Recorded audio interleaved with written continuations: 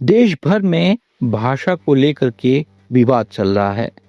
उत्तर प्रदेश के मुख्यमंत्री उर्दू और हिंदी को लेकर के बहस शुरू करते हैं, तो तमिलनाडु के मुख्यमंत्री तमिल और हिंदी को लेकर के बहस शुरू कर देते हैं।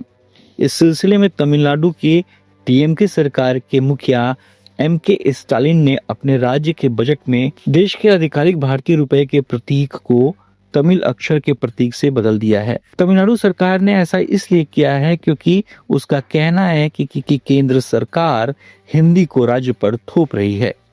कुछ दिनों पहले ही नेशनल एजुकेशन पॉलिसी के तहत राज्य में 3 भाषाओं को पढ़ाने पर जोर दिया गया है। पहले तो स्टालिन सरकार ने इस पर सहमति दी थी, लेकिन बाद में उसने इससे इनकार कर दिया। खास बात यह है कि तमिलनाडु सरकार के इस कदम को लेकर के सवाल उठने लगे हैं। डीएमके के स्थानीय भाषाओं पर हिंदी थोपने के खिलाफ इस फैसले को देखा जा रहा है। कई लोगों के मन में सवाल है कि क्या देश भर में मान्य इस रुपए के चिन्ह को राज्य सरकार बदल सकती है? रुपए के चिन्ह में बदलाव का यह अपनी तरह का पहला मामला है। हालांकि केंद्र की तरफ से रुपए के चिन्ह में बदलाव को लेकर के कोई स्पष्ट निर्देश नहीं है। ऐसे में साफ तौर से यह नहीं कहा जा सकता कि तमिलनाडु सरकार की तरफ से कदम कानून का उल्लंघन है या नहीं। राष्ट्रीय चिन्ह में बदलाव संबंध में भारतीय राष्ट्रीय चिन्ह दुरुपयोग की रोकथाम एक्ट 2005 बना हुआ है। बाद में इस कानून को 2007 में अपडेट किया गया है।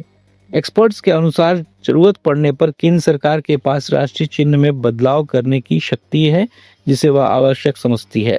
एक्ट के तहत सिर्फ राष्ट्रीय चिन्ह के डिजाइन में बदलाव किया जा सकता है, पूरा डिजाइन नहीं बदला जा सकता है। इसके पीछे कारण है कि भारतीय राष्ट्रीय चिन्ह एक्ट 2005 में ऐसा कोई प्रावधान नहीं है जो सरकार को ऐसे बदलाव करने से रोकता है। इस स्थिति में संबंधित कानून में संशोधन के बाद दोनों सदनों से पारित करवाकर पूरे राष्ट्रीय चिन्ह को भी बदला जा सकता है। अंग्रेजी के आर और हिंदी के र को मिला करके रुपए का यह प्रतीक 2010 में स्वीकार किया गया था।